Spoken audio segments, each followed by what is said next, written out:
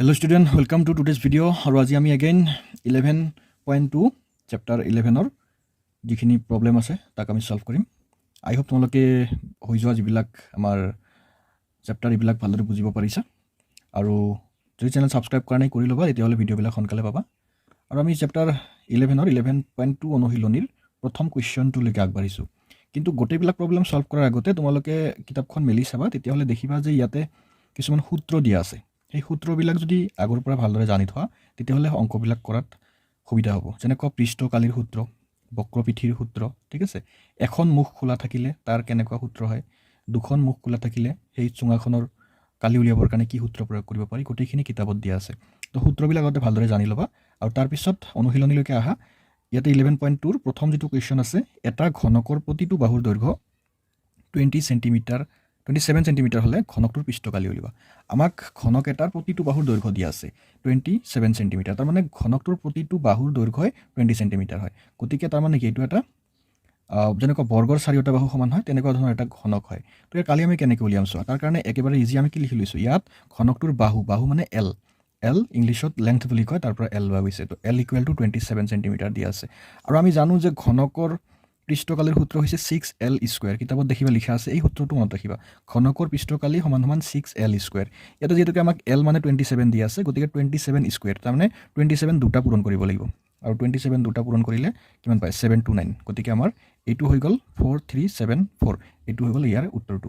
চ' আগবাঢ়িছোঁ question number 2 লৈকে। Question number 2ত কি লিখা আছে চোৱা। এটা কোঠাৰ মজিয়াখনৰ পৰিসীমা 30 মিটাৰ। কোঠাটোৰ উচ্চতাৰ পৰিসীমাৰ 1/10 অংশ হ'লে কোঠাটোৰ চাৰিবাৰৰ কালি নিৰ্ণয় কৰা।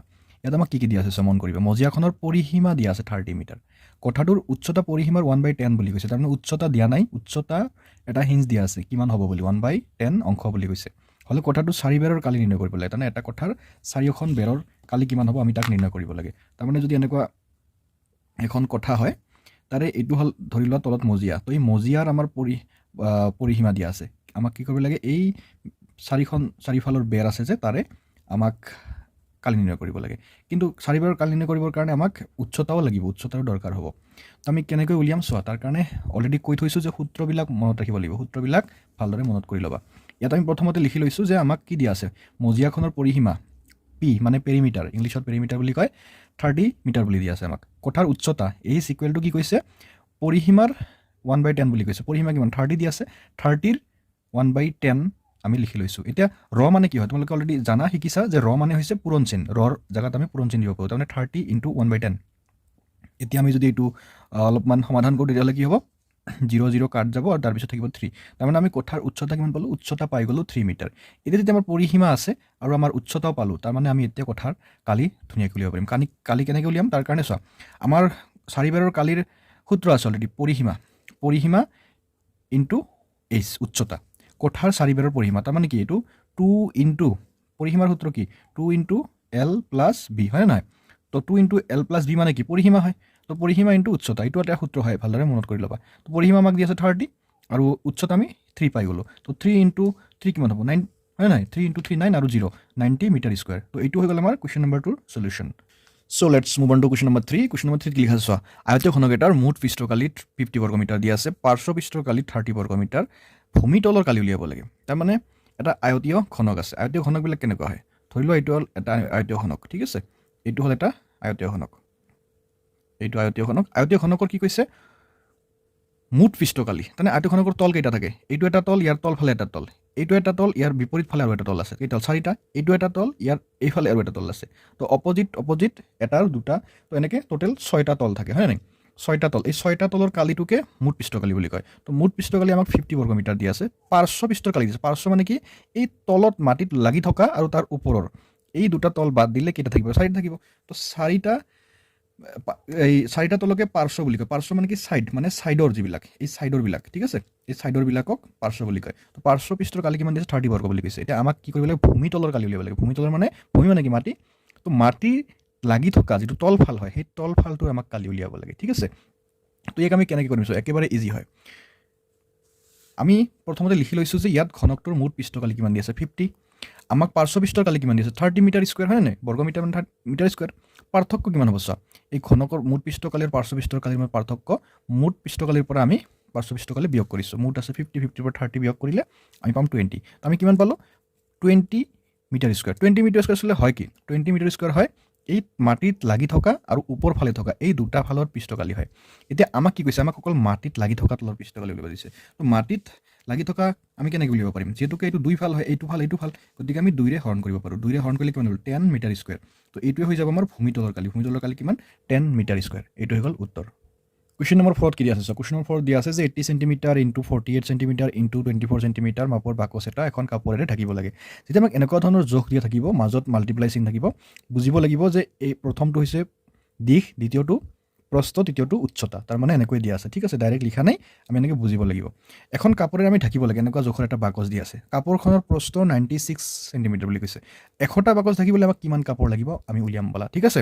তেনে অকণমান টেইলৰিং কৰিব লাগিব বলা ঠিক আছে প্ৰথমতে চোৱা আমি টেইলৰিং কৰাৰ আগতে জানি লওঁ বাকচৰ দিশ কিমান দিয়া আছে 80 সেণ্টিমিটাৰ প্ৰথমটো আমি দিশ এল ঠিক আছে দ্বিতীয়টো ব্ৰেড মানে প্ৰস্থ বি 48 সেণ্টিমিটাৰ উচ্চতা এইচ মানে হেইট আমাক কিমান দিছে 24 সেণ্টিমিটাৰ এতিয়া চোৱা আমি কাপোৰৰ প্ৰস্থ অলৰেডি আমাক দিয়া আছে কিমান 96 সেণ্টিমিটাৰ সেইটো আমি লিখি থৈছোঁ ঠিক আছে এতিয়া চোৱা বাকচৰ মুঠ পৃষ্ঠকালিৰ আমি সূত্ৰ আমি জানো অলৰেডি মুঠ পৃষ্ঠকালিৰ সূত্ৰ কি আয়তীয় ঘনকৰ মুঠ পৃষ্ঠকালি 2 into L into H plus L B plus B H এইটো হ'ল সূত্ৰ এই সূত্ৰটোও মনত ৰাখিব লাগিব তোমালোকে সূত্ৰবিলাক জানি থ'বা তেতিয়াহ'লে গণিতবিলাক ইজি হৈ যাব আমি কৰিছোঁ কি চোৱা এতিয়া এল মানে 80 এইচ মানে 24 আমি পাইছোঁ ইয়াতে এগেইন এল মানে 80 বি মানে আমি ইয়াতে 48 পাইছোঁ আৰু বি 48 আৰু এইচ হৈছে আমাৰ 24 তো এইটো মাল্টিপ্লাই প্লাছ এইটো মাল্টিপ্লাই প্লাছ এই দুটা মাল্টিপ্লাই এতিয়া এইখিনি কৰাৰ পিছত চোৱা আমি মাল্টিপ্লাই কৰি 80 ইনটু 24 1920 পাইছোঁ 80 ইনটু 48 38 40 পাইছোঁ 40 ইনটু 24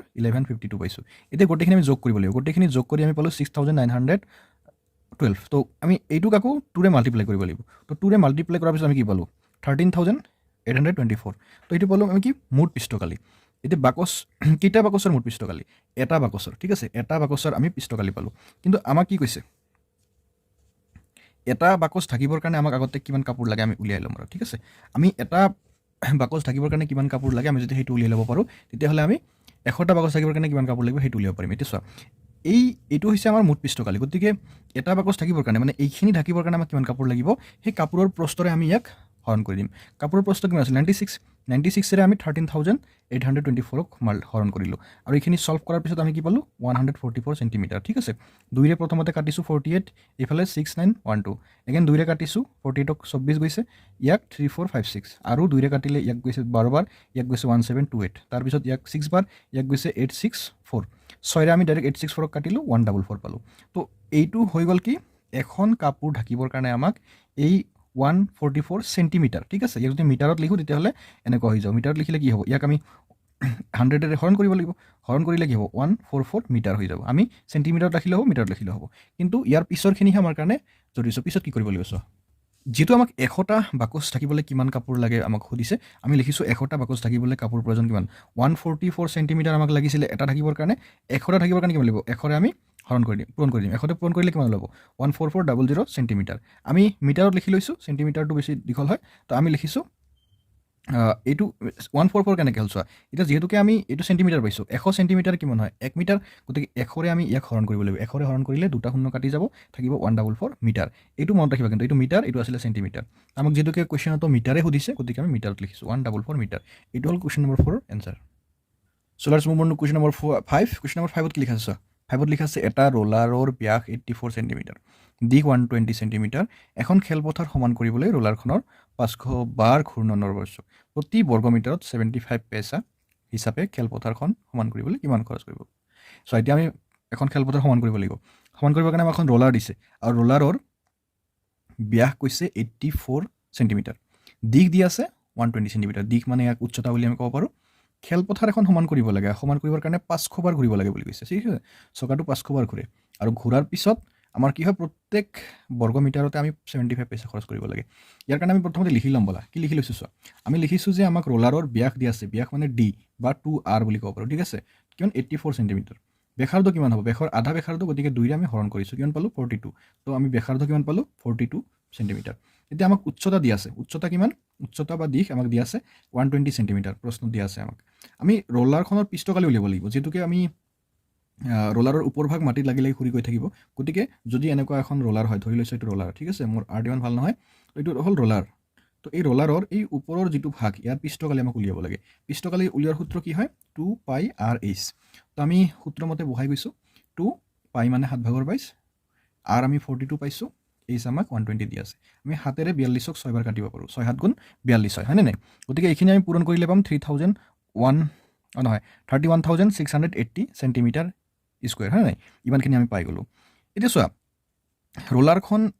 ৰোলাৰখনৰ পিষ্টকালি ইমান মানে কি তাৰমানে ৰোলাৰখন একবাৰ ঘূৰিলে কিমান দূৰ যাব একবাৰ ঘূৰিলে এই ইমানখিনি এৰিয়া তাৰমানে তেওঁ যাব ঠিক আছে ইমান চেণ্টিমিটাৰ স্কুৱেৰ ৰোলাৰখন একবাৰ ঘূৰিলে যাব পিষ্টকালিৰ মানে এতিয়া মুঠ কিমান বাৰ ঘূৰিব লাগে মুঠ 500 বাৰ ঘূৰিব লাগে তো ৰোলাৰখনৰ মুঠ ঘূৰ্ণন কিমান হ'ব 500 বাৰ ঘূৰিলে আমি ইয়াক যদি 500ৰে মাল্টিপ্লাই কৰি দিওঁ উত্তৰটো পাই যাম ঠিক আছে প্ৰথমতে আমি ইয়াক চেণ্টিমিটাৰৰ পৰা মিটাৰত লৈ আনিছোঁ মিটাৰত আনিবৰ কাৰণে কি হ'ব লাগিব ইয়াক আমি যদি হৰণ কৰি দিওঁ তেতিয়াহ'লে উত্তৰটো পাই যাম ঠিক আছে তো আমি কিমান পালোঁ 3.168 মিটাৰ স্কুৱেৰ এতিয়া 3.168ক আমি 500ৰে যদি মাল্টিপ্লাই কৰি দিওঁ কিমান পাম 1584 মিটাৰ স্কুৱেৰ তো ইমানখিনি আমি পাই গ'লোঁ মুঠ ঘূৰ্ণন দূৰত্ব তাৰমানে ইমান দূৰ ঘূৰিব লাগিব এতিয়া আমাক কি কৈছে চোৱা 1 বৰ্গ মিটাৰত খৰচ হয় 75 পইচা 1 বৰ্গ মিটাৰত যদি 75 পইচা খৰচ হয় তেতিয়াহ'লে 84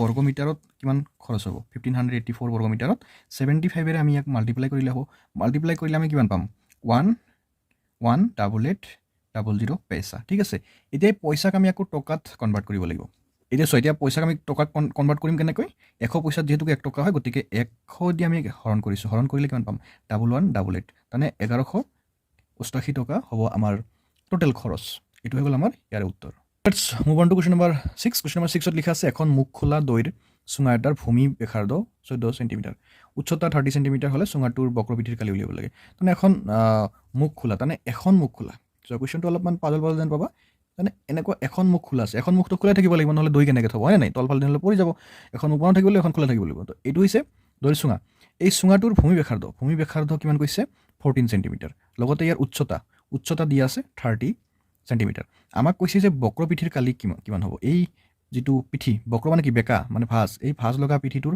আমাৰ কালি কিমান হ'ব তাক উলিয়াব লাগে তাৰ কাৰণে একেবাৰে চিম্পল আমাক কি দিয়া আছে আমাক চুঙাটোৰ ব্যাসাৰ্ধ দিয়া আছে আৰ দিয়া আছে 14 চেণ্টিমিটাৰ উচ্চতা দিয়া আছে 30 চেণ্টিমিটাৰ এতিয়া আমি বক্ৰপিঠিৰ কালিৰ সূত্ৰ জানো বক্ৰপিঠিৰ কালিৰ সূত্ৰ কি 2 পাই আৰ এইচ আমি 2 ইনটু পাই মানে হৈছে 7/22 আৰু আৰ মানে আমাক 14 দিয়া আছে আৰু উচ্চতা আমাক দিয়া আছে 30 আমি হাতেৰে 14ক দুইবাৰ কাটিব পাৰোঁ আৰু তাৰপিছত 2 ইনটু 22 ইনটু 2 ইনটু 30 এই গোটেইখিনি মাল্টিপ্লাই কৰিলে পাম কিমান 2640 চেণ্টিমিটাৰ স্কুৱেৰ তো এইটো হৈ যাব আমাৰ চুঙাটোৰ বক্ৰপিঠিৰ কালি তাৰমানে এই বেকা পিঠিৰ কালি আমি পাই গ'লোঁ এইটো হৈ গৈছে 6 নম্বৰ কুৱেশ্যনৰ উত্তৰ আই হোপ তোমালোকে বুজিব পাৰিছা আৰু নেক্সট ভিডিঅ'ত আমি বাকীকেইটা সলভ কৰিম হয় নাই একে ভিডিঅ' নহ'লে বহুত দীঘলীয়া হৈ যায় যদি চেনেল ছাবস্ক্ৰাইব কৰা নাই ছাবস্ক্ৰাইব কৰি পেলাই মৰম যাচিবা আৰু বন্ধুসকলৰ মাজত শ্বেয়াৰ কৰিবা থেংক ইউ